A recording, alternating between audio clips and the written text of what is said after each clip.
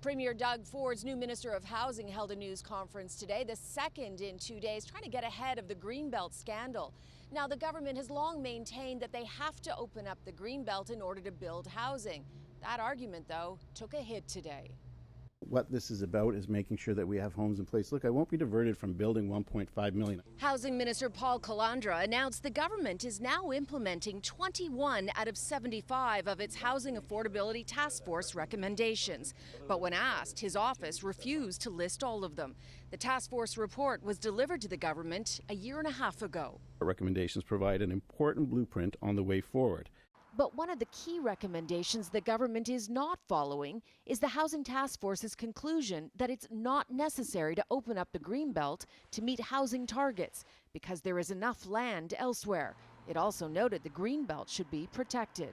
Minister, you keep saying that you're following the task force, your own Housing Task Force recommendations, but one of the key recommendations was that you don't need to open up the Greenbelt to build on it. So are you following them or aren't you following them? Yeah, there's a number of recommendations in the task force that will help us. Let's stick to the Greenbelt. They're specifically saying there's enough land. 2 other studies support that. You don't need to open up the Greenbelt. Yet yesterday you seem to double down even further and say, yeah, we're going to look at all of the Greenbelt, could open up even more. So why are you doing that when there's enough land elsewhere? Yeah, as I said, the task force report did not at the time contemplate the enormous amount of growth. The Premier and former Housing Minister Steve Clark, who resigned due to the scandal this week, have repeated that argument many times. We need more homes to fill the requirements of over 500,000 people that are coming here each and every year. CityNews asked the chair of the Housing Affordability Task Force today if its conclusion that it's not necessary to open up the Greenbelt still stands.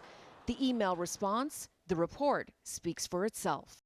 The government has been struggling to manage the Greenbelt controversy. Both the Auditor General and the Integrity Commissioner have released scathing reports calling out serious flaws in a biased land selection process that led to a small number of developers standing to gain more than $8 billion as a result. Last week, Doug Ford indicated he wasn't going to open up the Greenbelt any further. Right now, I'm done with that.